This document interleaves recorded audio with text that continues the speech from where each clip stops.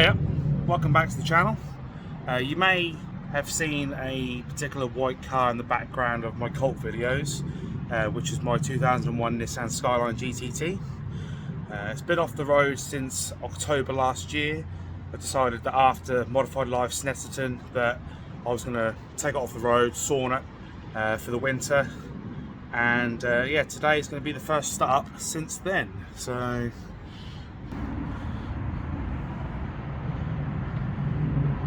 it's the engine bay so far.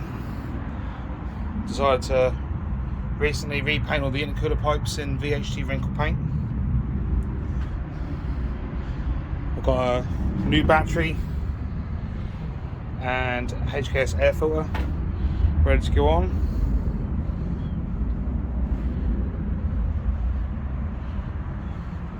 So yeah, I'm going to quickly give the engine bay a quick degrease to clean it up. See, typical Skyline with the old turret corrosion. Luckily it's only, well, hopefully should only be surface at the moment, but I am aware it needs to get done at some point. So yeah, degrease, fit the battery, change the air filter. I'll take out probably a fuel pump fuse or ignition, something like that, just so I can turn it over, get the oil circulating, and then fire it up.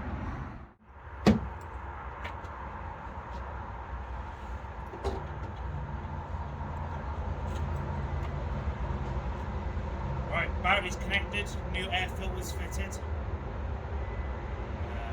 I've circulated the oil, and let's see if it starts.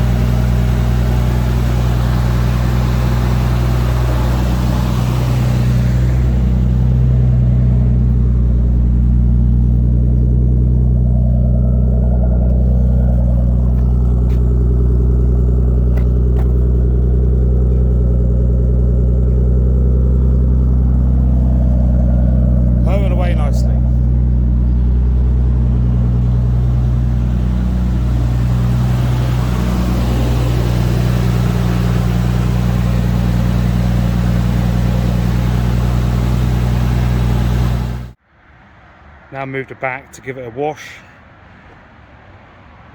Very well deserved one. Certainly needed it. So yeah, a little bit about the car. It's a 2001 Series 2 GTT. So that has the factory 2.5 single turbo engine, rear wheel drive with a high cast. I have deleted the high cast with the Driftworks locking kit. I've read some mixed things about the handling with the original high cast, so I decided to lock it out. I've owned the car since June 2018. Second UK owner. Can't really see it in this light, but it's QT1 pearl white. Always been a big fan of the Nismo graphics. I had them on my K11 Micro back in the day. so I thought that looked quite cool having fitted on here. Work Emotion CR 18 by 8.5 ET30 on the front and 18 by 9.5 ET30 on the rear. Originally painted in their GT silver, but a couple of years ago I had a mishap with a hidden curb and I ended up damaging both passenger wheels. So local refurb company redone them for me. Inside, got a Sparco D shape, flat bottom steering wheel. Nismo gauges.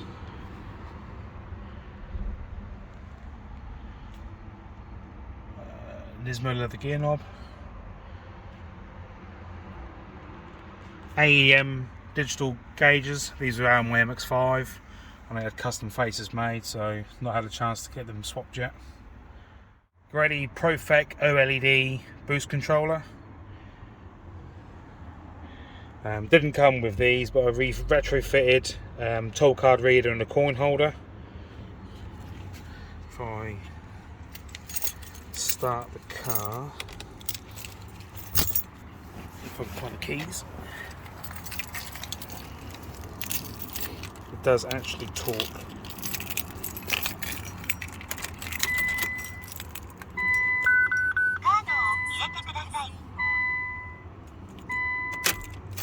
Which I believe translates to please insert card or toll card, something like that. The most noticeable addition to the car are the seats. They're Recaro Sports to CS seats in the half leather, half Alcantara finish. They were an absolute nightmare to fit. Using Bride GTR rails that have been modified to fit a GTT. Bought them second hand from the GTR Owners Club. Got to have your Boss coffee. The car wasn't originally imported from Torque GT. We went there on holiday, well, to Cornwall and Devon a couple of years ago, and managed to get the HKS SSQV blow off valve off them, and they have the most amazing air fresheners. Highly recommend. Moving on to the back, custom Nismo style taillights, Nismo inspired spoiler wing brackets,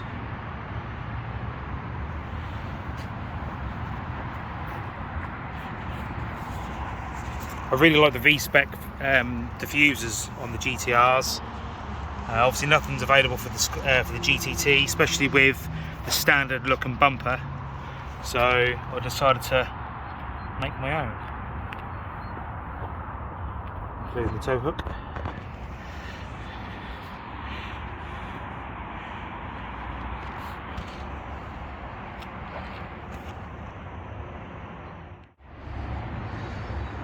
Performance wise, it's pretty standard. It's had obviously HKS mushroom filter. Obviously the boost controller wound the boost up to, I think it's about 11 psi. I know you can't really run too much more than that because the turbos decide to cack themselves. Carbon fibre engine cover and fuse box cover. Found these on Yahoo auctions. Took some pictures of the original engine cover, and a friend kindly traced and cut me out some graphics to replicate the original cover. Jump speed radiator. Not long after I bought the car, the original radiator decides to kill itself, so had one of them installed. Intercooler wise, the original side mount's been removed. I don't know if you can see that, but I've now got a Blitz twin pass intercooler, which uses the original pipework mounts, or route you could say, so making it look all OEM. As I said at the beginning of the video, repainted these a couple of weeks ago just to freshen it up. R33 Nismo strut brace with the brake stopper. It was in a pretty bad shape when I got it. Refurbed it, like a gunmetal grey colour with gloss black end plates.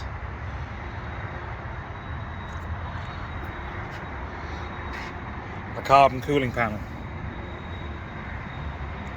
Could do with a polish really, but the Series 2 originally had a different bumper, but I wasn't a fan of it, so I went with what most people do and fit an Altea front bumper onto it. Not a huge fan of the kit overall, definitely like the front bumper. The middle bars have been cut out. Not the neatest of jobs, but never mind. Nismo indicator lamp units.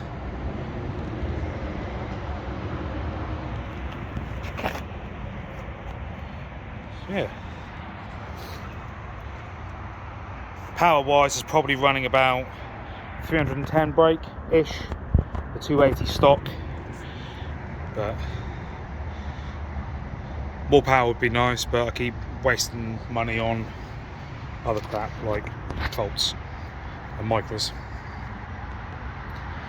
So yeah, that's pretty much all of it really.